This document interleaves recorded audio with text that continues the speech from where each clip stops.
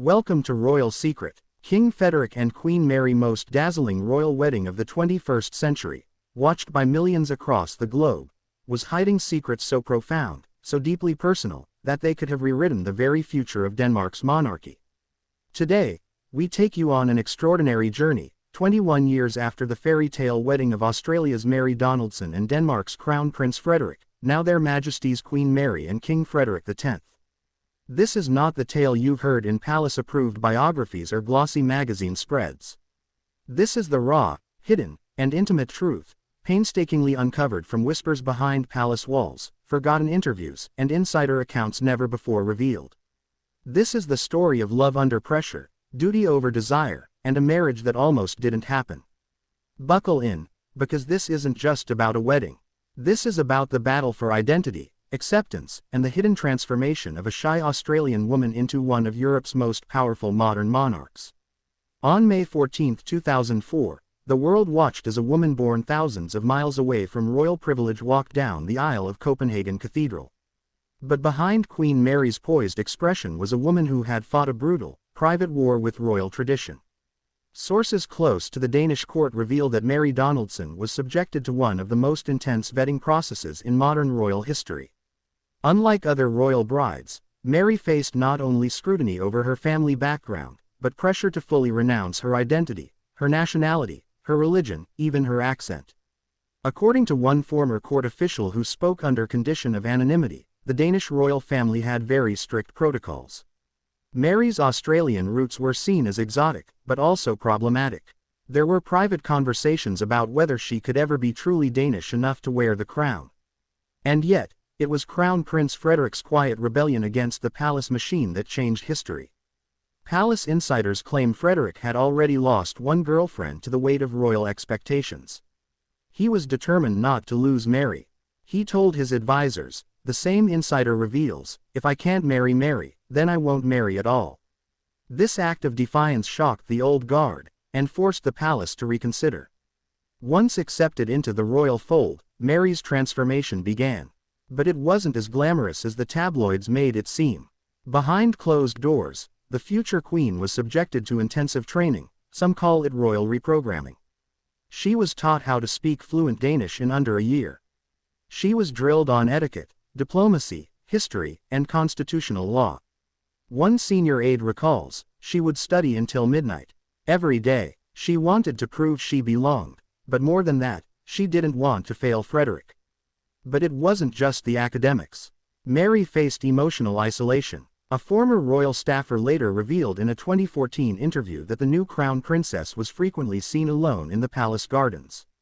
She missed her family, she missed home, and no matter how much she smiled in public, there were nights when she cried herself to sleep.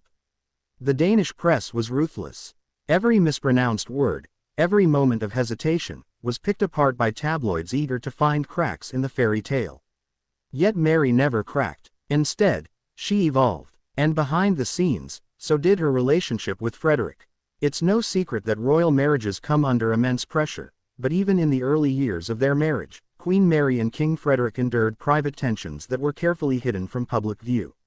A shocking detail uncovered by royal biographer Annelies Baugh in a little-known 2016 essay suggests that Frederik briefly left their Amalienborg apartment in 2007 after a bitter disagreement over royal parenting. The fight, whether or not to raise their children with a normal upbringing, including public schooling, something unheard of for Danish royals at the time. While the palace never commented publicly, Baugh insists, it was a turning point. Mary insisted on being more than a decorative consort. She wanted to be a mother with a voice, a queen who could reshape the monarchy. And she did. In the years that followed, Mary would slowly begin to leave her imprint on the institution. She modernized royal events. She spearheaded campaigns against domestic violence and loneliness. She quietly restructured how the royal household functioned, cutting unnecessary luxury, introducing sustainability, and even requiring staff diversity policies.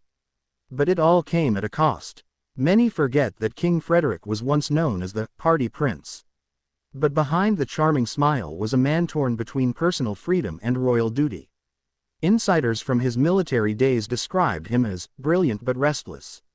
His marriage to Mary changed that, but not without conflict. In 2009, Danish journalists reported that Frederik had been spotted alone at multiple late-night events, including one in Berlin. Tabloids hinted at a marriage on the rocks. But sources say the real story was far more complex. Frederik was struggling to reconcile his role as a modern man and a traditional monarch.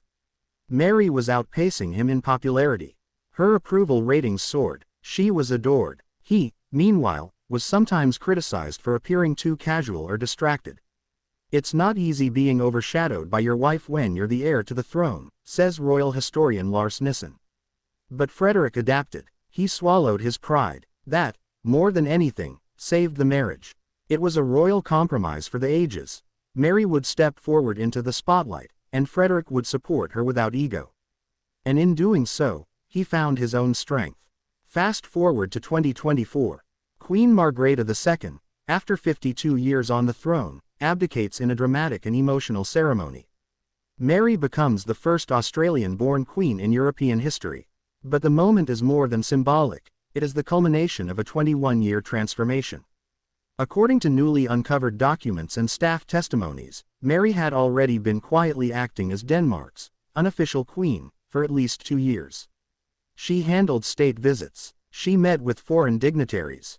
She approved royal charities. Behind closed doors, she had become the backbone of the Danish monarchy, well before the crown was placed on her head. And yet, even in triumph, there were tears. In a rare private conversation with a close friend, later shared anonymously, Mary reportedly said, "I still think about that girl who walked into the slip-in in Sydney, never imagining this life." One of this gripping exposé into Queen Mary and King Frederik's secret royal journey, from a stormy courtship to the carefully guarded struggles behind palace walls, and finally, to the throne. What happens when the weight of a crown collides with the weight of grief?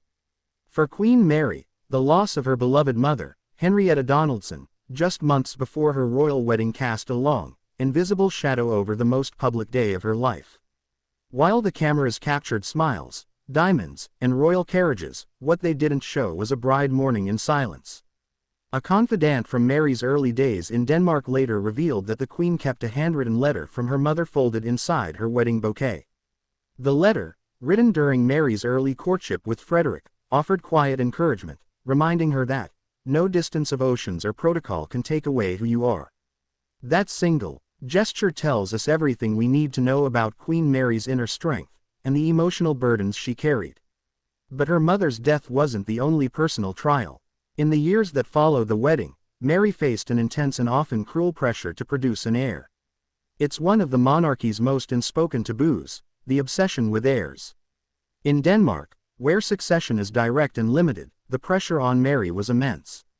Between 2004 and 2005, royal watchers and tabloids alike began speculating about the missing baby.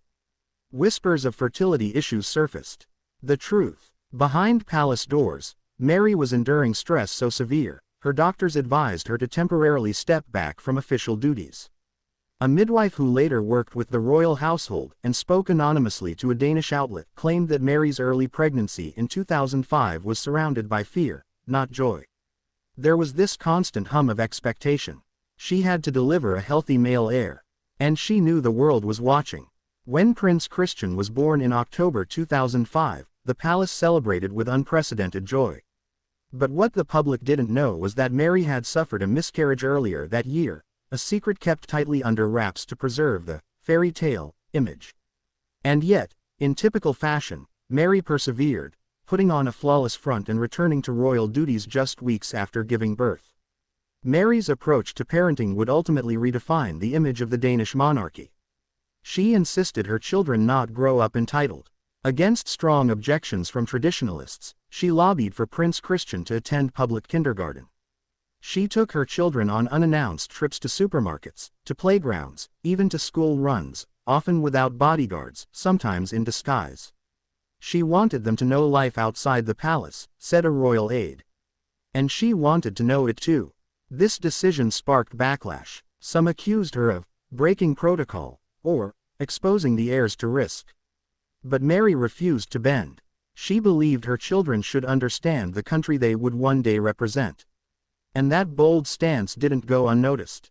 In 2010, A confidential royal security briefing described Queen Mary as a wildcard influence, warning that her independence could destabilize traditional frameworks. But it was precisely that disruption that made her beloved by the people. While Mary was redefining what it meant to be a royal mother, King Frederik was grappling with a private identity crisis. For years, he had lived in the shadow of his strong-willed mother, Queen Margrethe II. Now, he found himself also trailing the charisma and popularity of his wife. In 2011, tensions reached a boiling point. According to a leaked excerpt from a Danish royal biography, Frederik was seriously contemplating stepping away from official duties and had begun looking at property in Switzerland.